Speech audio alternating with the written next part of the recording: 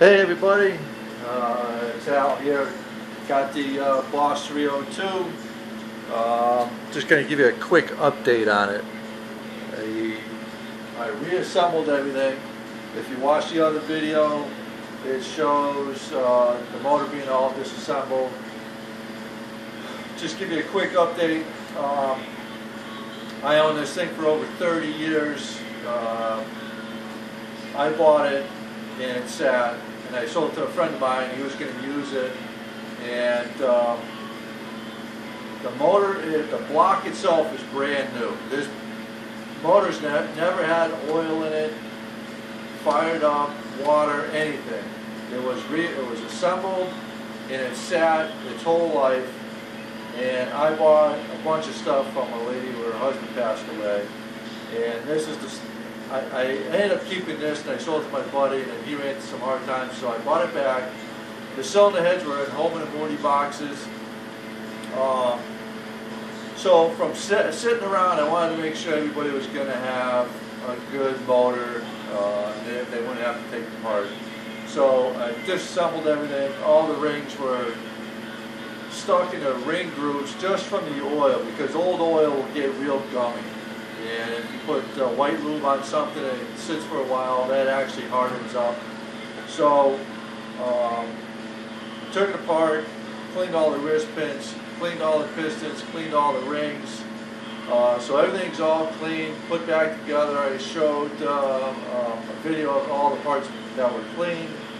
And after I installed the cam, I wanted to double check it to make sure it was the center line, the lobe separation was right. And it's supposed to be on 108 center line, and the first time around when I did it was on a 112, so I took it back apart, and these different holes in here well, you can advance it, retard it. So right now it's sitting on a 108 is what it's supposed to be. It's on a 106, so I have it on a 106, but there's the cylinder bores. No, they're perfect. Cleaned all the lifter bores. I cleaned the block. So I got everything assembled. Let me just flip it over real quick so you can see the bottom half of it. Let me adjust the camera right here. Just hold on a few seconds.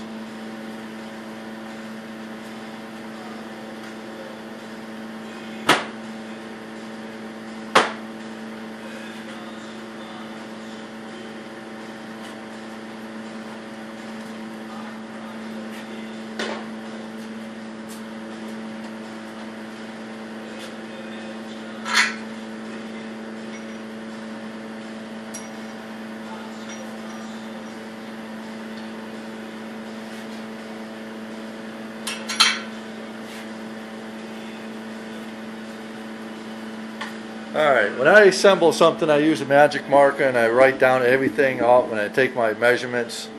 I mark everything after I get done torquing it, so I don't have to second guess myself. And just to go over a couple of clearances here, checked all the side clearances, which is this right here.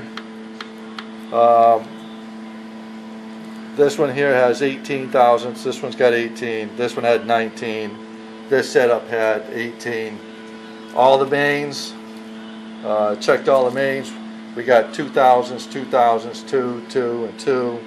And the rods clearances, I got all 1.5. So when I actually check everything, I actually mark it so I know what I have. So that's set. The cam is set. I'm going to go through the cylinder heads. I already got a couple of valves out of it right here. As you can see, these right here, these were like the latest and greatest thing back 30 years ago. These are Teflon positive lock valve seals.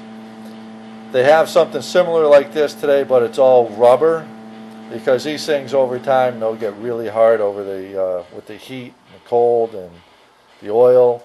So I'm gonna disassemble all the cylinder heads and put the latest valve seals in it, which will be all rubber like this. And Also, the valves are a little sticky on the guides because the oil again got gummed up. So I'm going to clean all the guides, clean the valves, and reassemble everything for those. So those will be all set. So when somebody buys this, the motor will be ready to rock and roll. And again, look at this camshaft has been this crank. I measured it, how much it weighed before I put it in there. It was 42 pounds.